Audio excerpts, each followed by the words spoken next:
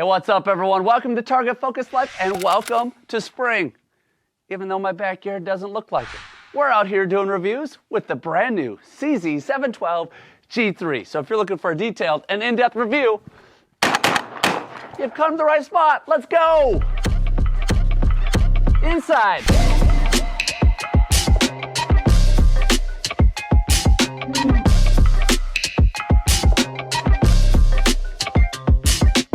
All right, so we're gonna do most of this review inside, except the shooting portions. We'll go outside for that. Want to give a quick shout out to Walker's Game Ears. Sent me these silencer, electronic, in-ear earbuds. Checking them out for the first time today. Walker's is a partner of TFL, so huge shout out to them. I'll put a link in the description.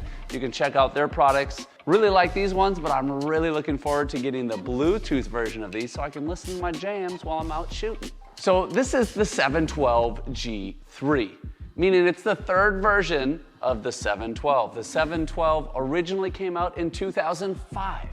And then there was the G2, the second version that came out in 2009. And then late 2022, they announced the G3. So this is actually the first 712 that I've been able to shoot. I'm excited to get my hands on it, put some rounds down range, and tell you all about it. So the 712, according to CZ, is equally at home whether you're in the field or shooting clays. I would say this is generally more of a field gun. The MSRP of the 712 is $629. I feel like it would have made a lot of sense if it was $712 MSRP, but it's $629 for this mossy oak Centera camo, something like that. And then the wood version is like $100 cheaper, so $529 MSRP. That's a very affordable semi-auto shotgun. Of course, that's just MSRP. Generally, you can get guns for less than MSRP. Actually, I got this 712 sent to me directly by CZ, so thank you so much for sending me this gun to review. And I tell anyone sending me a gun, I'm still gonna be honest. It doesn't matter if you sent it to me, I'm gonna tell the truth as I see it. This is a 12 gauge shotgun. The 712 is available only in 12 gauge, 3-inch chamber. This is a gas operated system. What's unique about the 712 and one of the changes from the prior version is it actually comes with 2 gas pistons. I guess there were some issues cycling a wide range of loads from light to heavy loads. So what they did on this one is they made 2 pistons, one for light loads, one for heavy loads. So it's a little bit of an inconvenience if you gotta swap those out. But still, to get a semi-auto, if this holds up well, we got a lot of testing to do. At the price point that it's at, that's not a deal breaker for me. I don't love it, but it's not a deal breaker. As long as that helps with reliability, right? If a gun has 1 piston but doesn't cycle reliably, I don't care what the price point is. We're gonna take a look at the length of pull, the drop of this shotgun. Now, I was able to find the length of pull on CZ's website as 14 3/8, but we're gonna check that out because I picked up a tool recently for just such an occasion. I don't even know what it's called. What are we called? ShotgunComboGauge.com. Pretty cool. Let's check it out. So length of pull, make sure we're nothing in there, of course. We're going from the center part of the trigger to the butt end. We're real close to 14 3/8. We are 5/16, 14 5/16, a little bit short. All right. Okay, not a big deal. That's close. We're within a 16th. And now we can throw this on top. It's got a little magnet on there to hold it on the rib. This gives you guys a real visual of what we're actually looking at here. Drop at comb, we're 1.5 inches. And I wouldn't be surprised if this is 2.5. Drop at heel, just under 2.5. So we're right at 1 inch of drop. This tool is kind of cool because you can also look at measuring cast and a few other different components, but we're not looking at that. So a 1 inch of drop on this shotgun, that's pretty normal for a field shotgun. Length of pull, 14 5/16 if we're gonna be exact. A little bit short, maybe. Let's mount it up. Actually that's pretty good. Can it go shorter though? I don't know that this gun can go any shorter. This might be a little bit long. I'm just about 6 foot. This is pretty close. So lengthwise, take that into consideration. You may not be able to make that any shorter. So if you're smaller than me, this might not be a good fit for you. Although this gun does come with shims that you can shim, but that's primarily affecting your cast and your drop, not your length. So the weight of this shotgun is 7 pounds, 3 ounces, according to the manufacturer's website. You know what? We're gonna stop taking their word for it. I got a trusty scale right here. Let's take a gander. This gun feels heavier. This is a 28-inch version, 7 pounds, 7.7 ounces. So considerably more. It did say plus or minus on the website, so, you know, there's margin of error. Maybe that was the 20, they only measured the 26 version, and this is the 28. This does come in 26 or 28 options. It also comes in a walnut version or a black synthetic that's called utility, but I believe that's only the 20-inch barrel option. One last thing I want to look at with specs is the trigger. Manufacturer doesn't say anything about the trigger, but I feel like this kind of gives us a good idea of what the trigger's like. Just a little dry fire action. Actually, it doesn't feel too bad. It's got a little bit of take up there that it's heavier on that take up. But once it breaks, that's just a nice break. What did we say? This is 7 pounds, 7 ounces? Let's just try it. Let's just try it. What do you think? Ooh, it's under 7 pounds. It's right around 7 pounds. It's maybe a little less than 7 pounds. We're gonna get the trusty Wheeler trigger gauge. Oh my gosh. 4 pounds, 15 ounces. Pull number 2, just over 5 pounds. 5 pounds, 1.3 ounces. 5 pounds, 5.3. How come we're getting heavier every pull? I gotta do one more to see if that pattern continues. 5 pounds, 3.5 ounces. So really, as an average, we're looking at maybe just over 5 pounds, average pull weight. We had one break just under 5 pounds. So pretty impressed with that. I don't love the way it feels right off the bat. We'll see if it gives me any issues when we get to speed shooting. But I feel like that initial, I mean, that's gonna be hard for you to see, but there's just a lot of take up or pre-travel there to get it to break. But once it goes to break, there's not a lot of weight there. Last thing with specs is what it comes with, and that's 5 chokes. It comes with 5 extended active chokes, I believe, going from cylinder to improved cylinder to mod, improved mod, and full. Now let's move on to the ergonomics of the 712 G3. What changed over the G2? Let's look at some of those things. CZ's falling right in line with what just about every other manufacturer is doing with their updated versions. They're making larger controllers. Their bolt release has been updated. It is larger, easy to hit. Some of these, they're almost too easy to hit. You hit them accidentally. That's pretty nice. The bolt handle has been redesigned. It's oversized. It's got some nice grooves, and I actually really like the design of it. Easy to get your finger on. I really like that. Like, it's nothing fancy, but it's very, very practical. The crossbolt safety has changed. On the G3, the G2 had it on the rear side, and they moved it to the front side of the trigger. And one of the CZ videos that I watched mentioned that they did that because if you're a left-handed shooter and the safety's right there as you're reaching, you can accidentally hit the safety back on, which tells me this is not a reversible safety. I don't know that for a fact, but if you're willing to move the safety to the front for that reason, then it must not be reversible. So crossbolt safety's on the front. Also, the bolt lock, so that the bolt will lock back like that, is now on the side versus underneath. I don't know. I'm torn about this. I'd love to hear what you think. I'd love to hear what you think about any of these changes. And if you had the G2, I would love to hear what your experience with it was. Did you have trouble cycling the wider variety of loads? Do you like the updated changes? Comment down below and let us know. So maybe I don't love this here just because it's really close to the safety, and if I'm flying to hit the safety on, I don't want to be hitting that, but that's not uncommon. I can live with that, not a big deal. The safety is a triangular safety, pretty easy to hit, pretty easy to get your hand in there. The trigger guard is not too oversized. It's not oversized at all, really. It's just kind of a normal trigger guard. I like oversized trigger guards, get my finger in there quickly, and if I have gloves on, easy. I feel like this gun is front heavy just holding it. Now, it was 7 pounds, 7 some ounces, and it's front heavy. So a gun can really change how it carries based on its balance. And now we have a forward gun that's a little on the heavier side. So what that tells me is this is a gun that I would more than likely maybe take duck hunting, but I don't really want to walk all day with this gun, to be honest.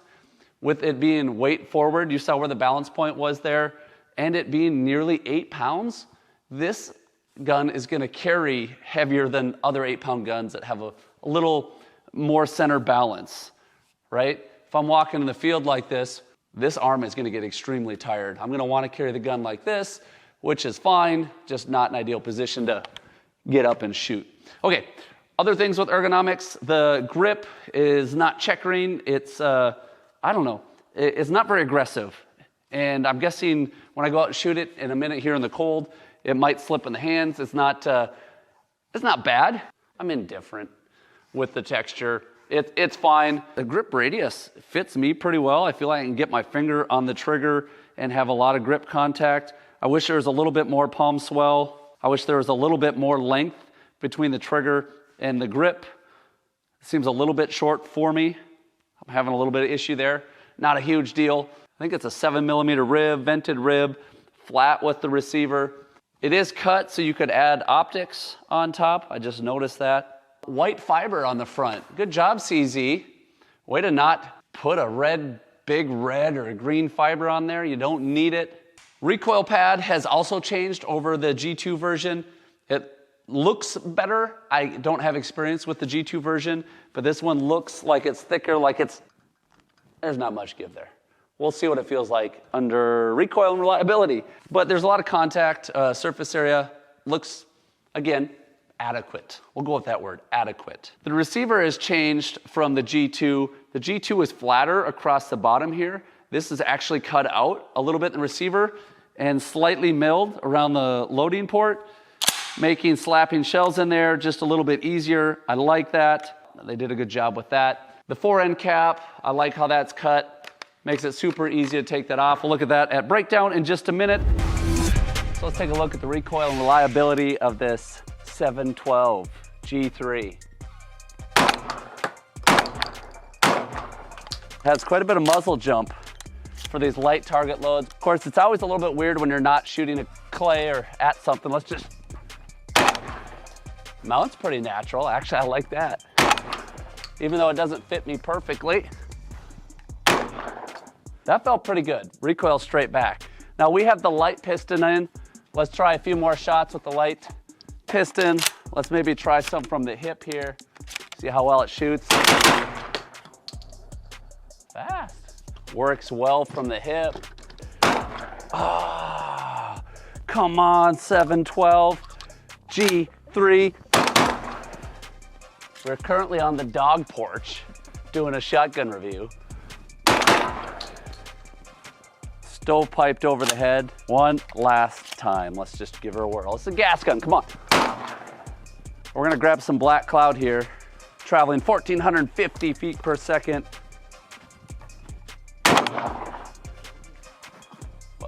Is that a little bit louder?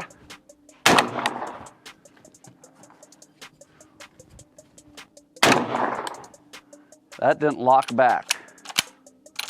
Let's try a little from the hip. Yeah, having some issues. The trouble is this is a light gas piston, so it's actually allowing too much gas to come through in these heavier loads. Let's switch out to the heavier piston, and then we'll both try it on lighter target loads and these heavy loads, see what that looks like. So let's see how quickly we can change out, get a different piston in there. All we gotta do now that the barrel's off, pull that piston out, full of carbon already. Put the heavier piston in. Gotta put this cap back on. Okay, now we got the heavy piston in. We're just shooting 1 1/8 Federal Top guns. Yep, not so much. Okay, well, it's not firing from the shoulder.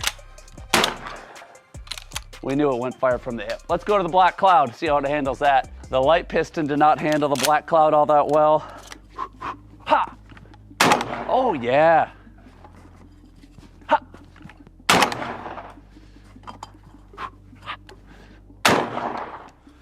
No prob there, Bob. Reliability-wise, if you have the right piston in, it's all right. Not perfect, but it's all right. It's pretty good. Recoil-wise, last one, black cloud, fly, fly, fly. It's not bad. It's actually not bad, all things considered. Actually pretty decent. Recoil seemed like it was pretty much directly back. There was a little bit of muzzle jump. But one thing I can tell you I really like is on a cold day, you do a bunch of shooting. It's a nice hand warmer. Let's go ahead and break this gun down and see what we're working with. I like the fore-end cap. That's nice. Cut to that. All right, now we have to take off the fore-end first. And what's a little bit different on the 712 is that it has a nut that's holding the barrel on. A lot of guns, it is the fore-end and then the fore-end cap, the pressure that holds the barrel on. This has a nut that you have to remove. I've shot a few guns like this. I can't say I love the extra step, but it's not a big deal at the end of the day. All right, so that's off. Barrel is off. Here's our gas piston, our light gas piston. Quite a bit of carbon buildup on there with the amount of shooting we've done already. Not a ton of shooting. I don't think we've shot at this point more than 50 rounds. I think we're less than 50 rounds. I'm seeing quite a bit of carbon buildup on here. I don't love to see that much after this few of rounds. Oh, our bolt handle out. So this is a gas gun, but it's got some elements like the Franke Affinity 3. This is sort of the setup with the bolt sitting on top of this slide. Only the Franke is a inertia gun, but it's kind of got the same fore end, only without a gas piston. Interesting. But I'm getting extremely dirty taking this gun apart. You can see on the magazine tube quite a bit of carbon buildup already. Let's go ahead and punch out and look at the trigger group. So this is the 712 G3 broken down. The chamber doesn't look too bad, but I'm seeing a lot of carbon buildup there. Nothing too crazy. We got to get this slapped back together though, because I got to speed shoot still. We'll figure it out. I'll slap it back together and we'll get back with you real soon. All right, we're on the clock. We're going speed shooting. See how fast this 712 G3 can go. Light target loads. Why do we go fast? Because it all comes together. The pointability, the balance, the trigger, ergonomics, all of this. I'm getting a really good look when I'm on the clock. Not a bad first run. I threw early, okay? We know that. A .87. I had a 1.6 and a 1.8 split. Like a 1.6 is pretty dang fast. 1.8's all right, but it only took me 0.53 to get on it. That's how you know I cheated. Okay, that wasn't clean, but I had a 1.5 split. That's cooking. That trigger is giving me a little bit of issue. I'm wanting to let off.